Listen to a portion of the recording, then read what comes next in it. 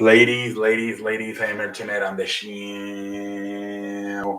And tonight, I'm gonna do Monday Night Raw recap. So the show starts off with Cody Rhodes and Seth Rollins. Um, no, actually, I beg you pardon. It starts off with Miz and Seth Cody Rhodes, and it was kind of funny. I don't know if he was doing it on purpose or not, but Cody Rhodes was calling.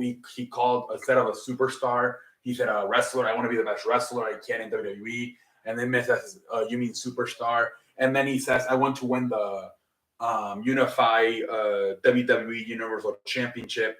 But he says belt, and Miz is like, "No, belt is what you hold your pants with. It's a title." I don't know if they're doing that on purpose or not. It could be possible as an accident because he came from the other company where it's okay to say belt and wrestler. I don't know. That could be a 50-50. They're booking it that way, or he's actually legitimately fucking up. But if he's fucking up, Vince is not going to be happy with him for calling it a belt and fucking wrestler. But we'll see. Leads they end up having a match. Cody Rhodes wins the match. All of a sudden, people were kind of shading on this potential feud between the Miz and Cody Rhodes. But after that promo, with Miz correcting him for saying wrestler and belt, now people all of a sudden are interested in this feud more than they are in the Seth Rollins, because after the match, Seth Rollins was doing guest commentating, and after the match, he asked us for a rematch. Cody accepts the rematch, and I think it's going to be for Backlash.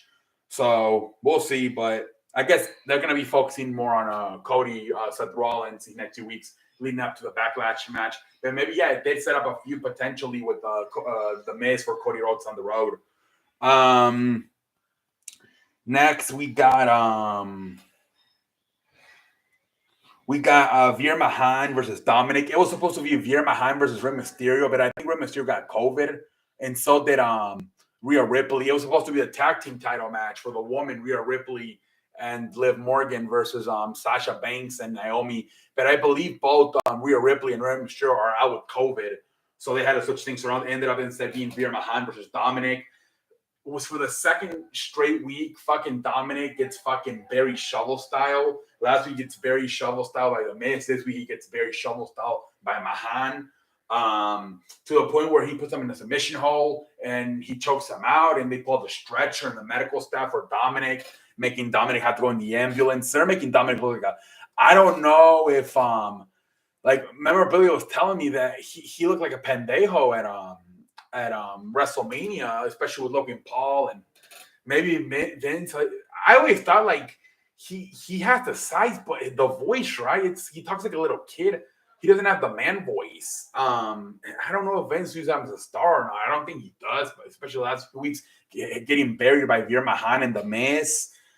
But like maybe even fucking Logan Paul accidentally doing that feud with him in that match. Logan Paul, he's bigger, a little bit, more like bigger, stronger, has more personality.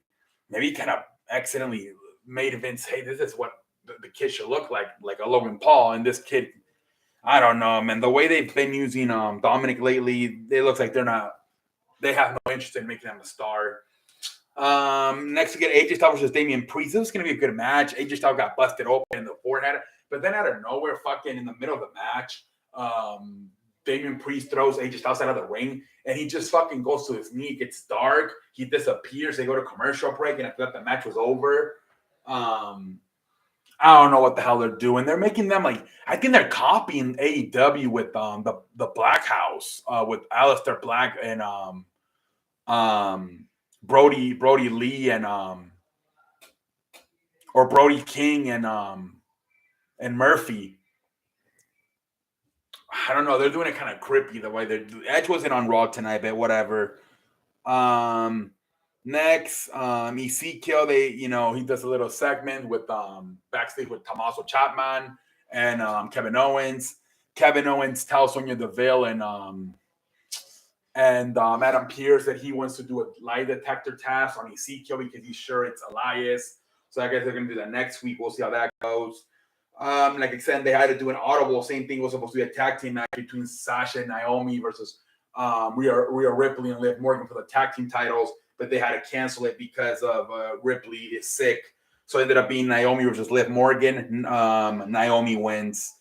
Then you have a segment with Bobby Lashley comes out, and it's supposed to be the VIP lounge with MVP and Almas. But Bobby Lashley comes out instead, calls out MVP, destroys the launch. And then MVP tells him, well, man, you said you didn't need me anymore. I made you a star. Before I got you, you were fucking with TikTok wannabe star. I think he was referring to Lana. You were going nowhere, and then I made you a star. I made you win the WWE Championship. And it's a feud now between Almas and Lashley, I guess. Maybe have a match at a Backlash. Austin Theory goes backstage, and then he just said, yeah, whatever. They're going to call him Theory now instead of Austin, I guess. No more Austin Theory. She's going to be Theory now. Bianca Belair defeats Selena Vega. And then after the match, Sonya Deville says, I have a new opponent for you, but before I give you the opponent, you have to sign this contract. She signs the contract, and of course, I thought it was kind of predictable. She ends up attacking her from behind, and she's I guess it's gonna be Sonya Deville versus Bianca Belair at Backlash for the Raw Women's title. That came out of nowhere, I guess. Jesus Christ. And then we have we have RK Bro beating the Alpha Academy. And then after that, the Usos showed up. And I was wondering, where the fuck are the Usos? They finally show up in their van. They drive up to the arena. And they challenge RK Bro to unify the tag team titles. But then after that, the Street Profits come out. And that turned into a match. The Street Profits also, they said, we also want a shot at the Raw tag team titles. And I thought they should, they ended up having this match between the Usos and the Street Profits. But I don't think they made it official. They should just had the winner faces the RK Bro for the Raw tag team titles. I don't think they did that. So they just had a match. The Usos won the match. And then at the end, the Usos attacked RK Bro. And that's pretty much the end of the show. Usos holding on to both the tag team, the Raw tag teams and the SmackDown tag team titles. So I don't know, man. I don't know what they're going to do. Are they slowly planting the seeds to end up the brand split by unifying all the titles?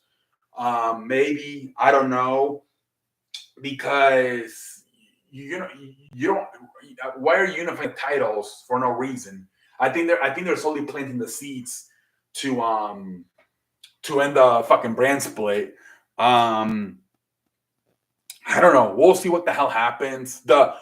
So lately you've been having a lot of Raw guys on SmackDown, a lot of SmackDown guys on Raw. This week, not so much, but you did have the Usos, the SmackDown tag team titles, and you also have whatever's worth. You had the Lotharios appearing backstage in a segment. It's supposed to be like a bachelorette party for the girls. Tamina and late Dana Brooks, they're gonna get married to Akira Tozawa. And what the fuck his name is, Reggie, and so they appear. I don't know. We'll see, but maybe they are gonna end the brand split. All right, that's all to say, ladies and gentlemen. That was Raw. Whatever. I think I guess the biggest thing is the Cody Rhodes and Seth Rollins and the Miz shit. Everything else was kind of, like I said, I'm really fucking Dominic Mysterio getting Barry Shovel style. Jesus Christ, man, pendejo face for him. But ladies and gentlemen, I'm out like a light. Have a good night, everybody. Thank you for watching.